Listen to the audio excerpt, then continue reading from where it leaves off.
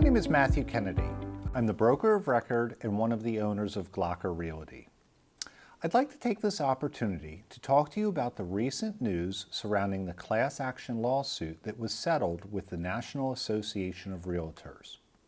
There's been a lot of reporting in the media about this settlement and how it will impact realtor commissions and home values.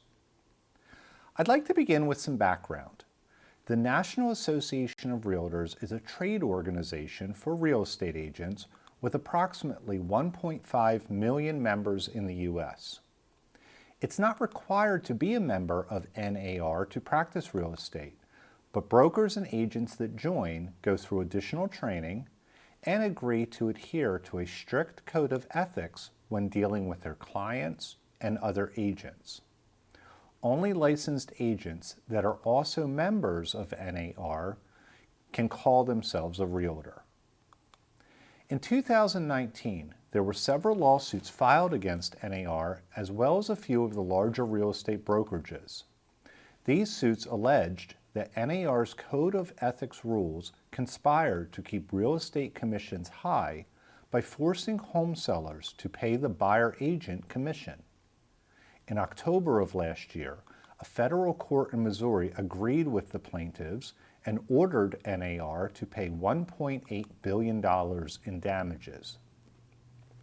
Instead of appealing the ruling, NAR agreed to a settlement of $481 million to be paid over 4 years.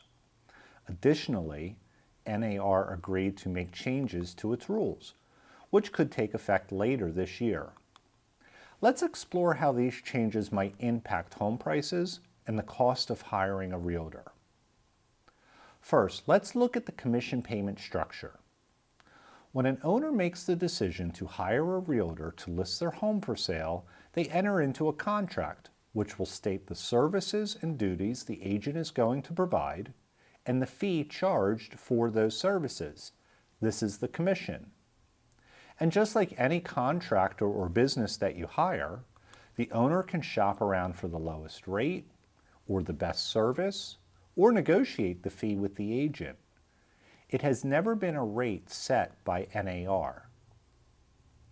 When the seller enters into this listing contract, they will also agree how much of the commission should be offered to buyer agents to come sell their home. That amount can be half the commission, it can be a flat fee, it can be zero. Any amount the seller feels is appropriate to attract agents working with qualified buyers. Again, there's no fixed rate that is required to be paid. This brings us to the first rule change in the NAR settlement. Right now, when a property is listed in the multiple listing service, we're required to post the amount of commission offered to buyer agents. This ensures transparency and treats all agents equally.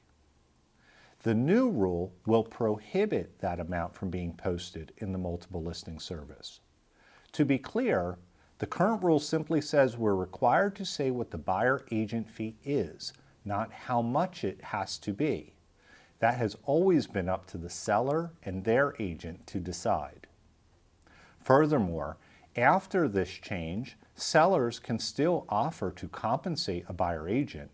It just can no longer be communicated through the MLS. This change aims to make buyer agent commissions more negotiable based on the individual purchase offer, rather than the same amount to all agents up front. The second rule change from the settlement is that buyer agents will be required to have a written agreement with their buyer client before they start showing them houses. Pennsylvania introduced buyer agency in 1999, and for the past 25 years has been using written agreements to represent buyers. The agreement that we use defines the agent's services, what the buyer agent fee is, and how it will be paid. As explained, typically the buyer agent cost has been covered by the commission offered by the seller and the listing broker. And just like the commission charged by the listing broker, the fee the agent charges a buyer is completely negotiable and has never been a rate set by NAR. So how will these changes impact buyers, sellers, and home prices? The news reports are claiming that sellers will no longer have to pay buyer agent commissions, thereby reducing their costs and lowering home prices. However, as I just explained, sellers were never required to pay the buyer agent fee. They chose to offer it as an incentive to attract buyers working with agents.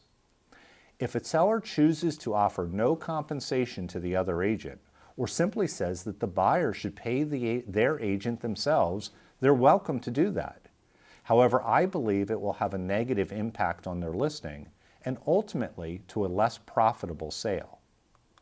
If a seller wants to maximize their exposure to the market and benefit from the expertise of realtors, offering a fair commission to the buyer agent remains the best strategy to attract serious, qualified, and prepared buyers, thereby securing the best possible price and terms.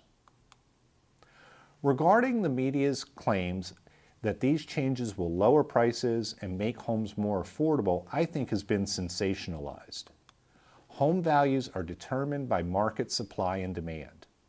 When there are more buyers than homes available, buyers will compete for those homes and the price will go up. When there are more houses on the market and fewer buyers, prices get reduced and values will go down. When a realtor suggests a list price to a seller, we are looking at these market conditions and their impact on comparable sales. The commission to sell or purchase a home is compensation to the agent for the services they provide and does not impact the value. In conclusion, the recent settlement by the National Association of Realtors has prompted a lot of discussion on how the real estate industry is changing. Although the new rules will alter MLS listings and potentially how commissions are structured in the transaction, their true impact on buyers, sellers, and home prices might not be as significant as depicted. Sellers have always had the freedom to negotiate commission rates and are likely to continue offering fair compensation to buyer agents to bring serious buyers into the sale. In turn, buyers can continue to benefit from the expertise of agents when purchasing their home. And ultimately, home values remain subject to market forces rather than commission arrangements.